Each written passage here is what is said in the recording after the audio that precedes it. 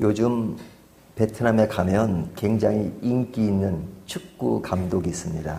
누군지 아시죠? 뭐 인기가 있다기보다는 거의 영웅시 되는 그런 감독이 박향서 감독인데요. 그가 게임을 하면 많이 이깁니다. 베트남 축구가 그렇게 뭐 강하진 않았는데 상당히 예전보다 강해져서 아주 스타가 됐습니다. 그런데 그를 평할 때 뭐라고 얘기하냐면 그는 자상한 아버지와 같다. 그래서 선수를 대할 때 아주 강압적으로 대하지 않고 그들의 실력을 충분히 발휘할 수 있도록 굉장히 평온한 분위기 속에서 그들이 아주 좋은 분위기 속에서 선수들과 관계가 아주 좋은 감독이다. 이렇게 소개하는 것을 제가 매스컴을 통해서 들었습니다. 자, 축구라는 것은 경주하는 것이죠.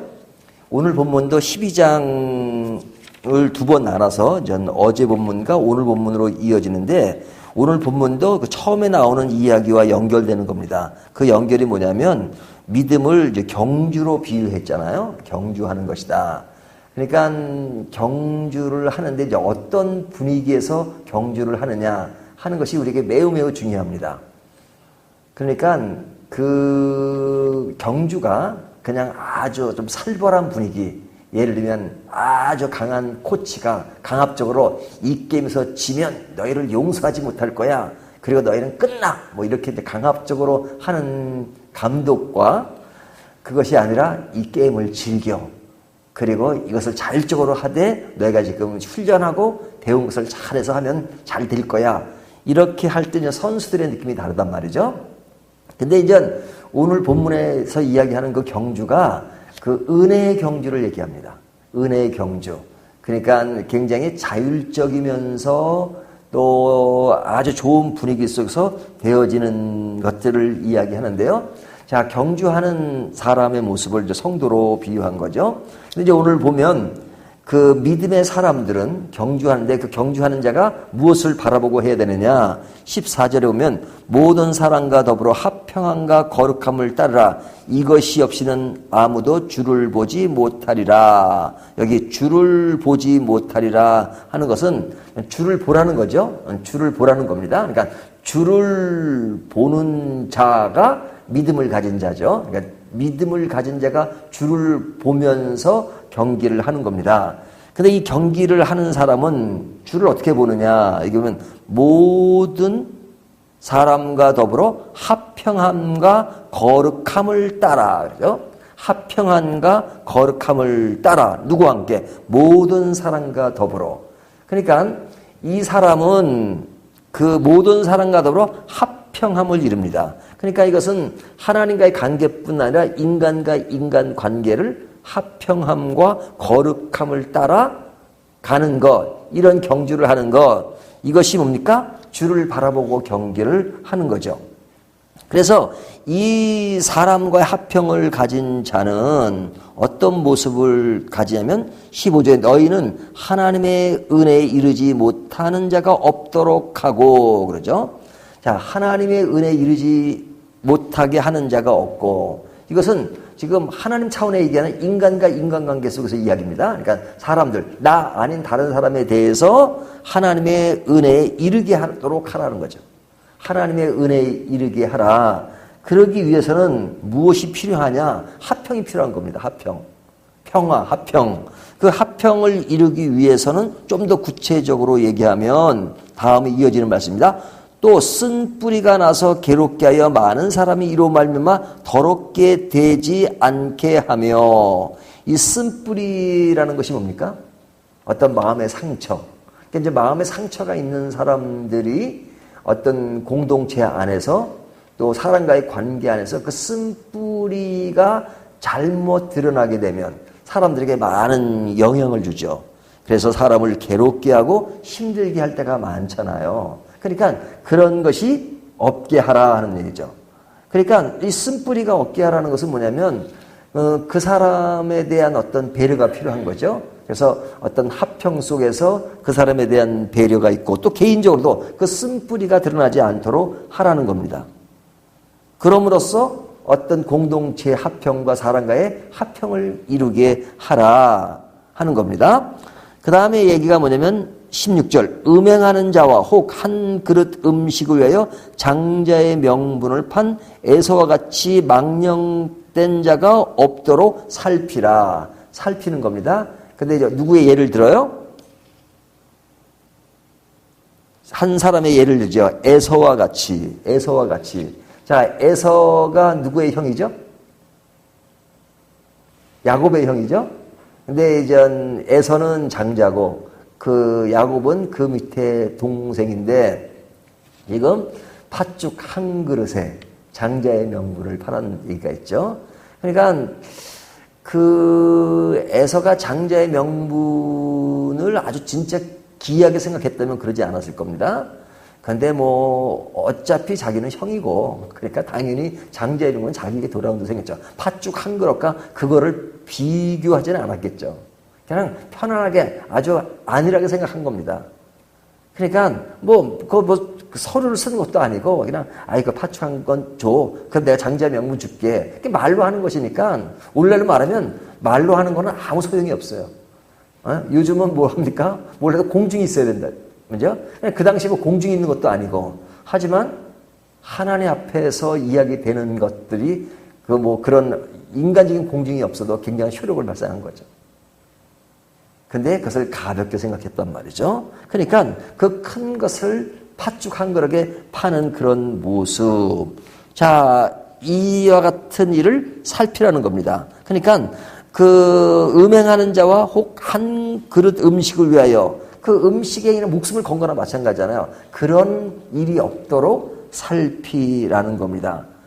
그러니까 이런 일들이 화평을 이루고 거룩함을 따르게 하는 굉장히 중요한 일이다.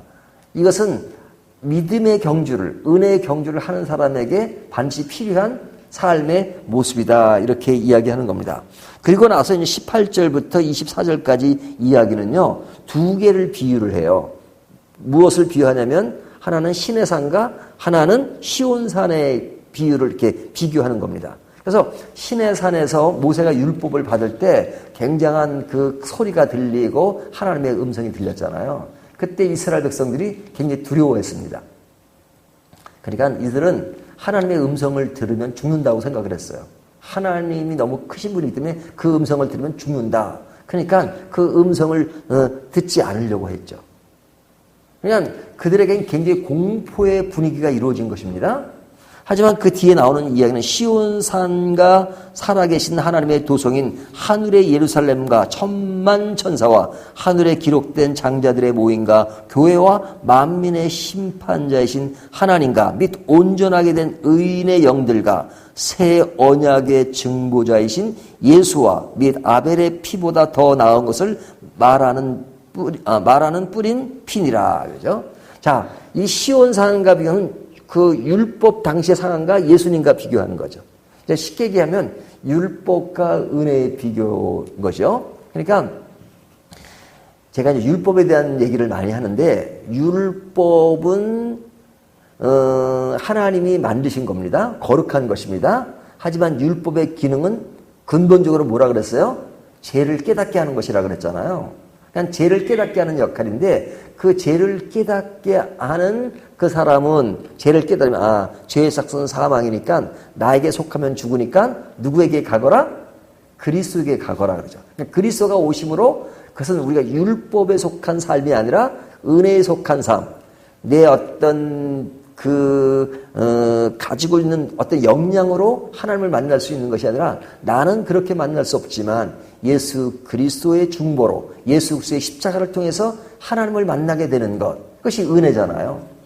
그러니까 지금 시내산과 지금 시온산과 제가 말을 잘못 시내산과 시온산의 비교를 통해서 예수 그리스도 안에 있는 자유함 이것을 얘기하는 겁니다. 그러니까 자유함 속에서 하나님과의 만남이 이루어지는 것. 이와 같은 만남이 있어야 우리의 믿음의 경주가 자유롭고 그 다음에 그런 놀라운 성과를 드러낼 수 있는 거죠. 일반 축구로 말한다면. 그러니까 우리의 신앙은 어떤 가운데 이루어지는 겁니까? 자유 안에 하나님의 은혜 아래 이루어지는 경주예요. 경주라는 것은 우리가 게임이기 때문에 그냥 굉장히 막 그 승리를 위해서 아주 그냥 엄한 것에 이루어지는 것이 아니라 자유함 속에서 예수님께서 염려하지 말고 그냥 뛰어. 에? 나만 믿고 뛰어. 이렇게 말씀하시는 것이라고요. 모든 책임은 내가 질 테니까 염려하지 말고 뛰어. 그런 자비로운 말씀과 은혜의 말씀을 통해서 우리에게 경주를 마음 놓고 그 승리할 것에 대한 불안 그런 거 없애고 해. 책임져. 너희들 반드시 하게 돼 있어. 그렇게 약속하시면서 경주에 임하게 하신단 말이에요. 그것이 뭐예요? 믿음의 경주를 하는 사람들의 마음이에요. 넉넉함을 주셨어요. 편안함을 주셨어요. 이것이 오늘 본문입니다. 그래서 본문이 강조하는 것은 뭐냐면 예수님을 바라보자. 예수님을 바라보자. 또 뒤에 보면 뭐라 그래요? 은혜를 받자 그러죠. 은혜를 받자. 하나님의 나라, 이 흔들리지 않는 나라. 예루살렘 성전을 지을 때는 실제로 성전이 무너지면 다음 성전을 기다릴 때 이스라엘 백성들이 두 번째 성전을 기다릴 때 굉장히 어떤 초조함으로 그런 두 번째 성전을 기다리고 바라고 그랬잖아요. 또 성전이 두 번째 성전 지을 때는 그 성전 자체가 초라했잖아요. 하지만 하나님이 완성된 그 성전은 완전한 성전이죠. 그 성전에 그것은 외형적인 가시적인 성전이 아니라 예수님이 성전이시잖아요. 그러니까 뒤에 보면 예수님을 바라보자, 은혜를 받자, 이로 말미암아 경건함과 두려움으로 하나님을 기쁘시게 섬길지니 우리의 하나님은 소멸하는 불이심이라. 자, 하나님은 완전한 심판자가 돼서 모든 것을 다 평정하실 겁니다. 근데 그 나라, 완전한 그 나라에 있기 때문에 우리의 믿음의 경주는 정말로 아주 보장된 믿음의 경주이기 때문에 우리가 은혜의 경주를 할 때 우리의 삶은 더욱더 아름답게 갈 수 있을 것이다. 이 히브리서 12장은 믿음장에 이어서 이게 우리의 삶의 모습을 얘기하는 겁니다. 이게 바울 서신이나 또 일반 서신의 특징이 뭐냐면 앞에 그 이론을 얘기하고 뒤에 적용을 얘기하잖아요. 로마서 같은 경우도 계속 앞에까지 쭉 그 이야기하고 11장까지는 어떤 교리에 대한 얘기를 하고 12장에 가서 이런 믿음의 터전 위에서 우리가 산제사를 드리자. 그죠? 그래서 삶의 모습이 어떻게 나타나야 되는가 하는 얘기 하잖아요. 11서 마찬가지다. 앞에 얘기에 계속 이론을 얘기하고 우리가 삶을 어떻게 살아야 되느냐. 그건 믿음의 경주를 하는 것이다. 믿음의 경주를 할 때는 여러 가지 룰이 있고 하지만 그런 아주 억압된 분위기 속에서 이루어지는 경주가 아니라 하나님의 자유와 하나님의 은혜와 하나님의 사랑 가운데 넉넉한 마음으로 예수님이 다 책임진다고 말씀하신 그 터전 위에서 하는 경주이기 때문에 우리의 경주는 굉장히 자유롭게 하고 승리가 반드시 보장된 그런 경주일 것이다. 이렇게 말씀하시는 겁니다. 그러니까 우리의 삶은 불안해하지 마시고 넉넉하게 예수님을 바라보자. 은혜를 받자. 그겁니다. 이 은혜를 받는 저와 여러분이 되시기를 주님의 이름으로 축원합니다.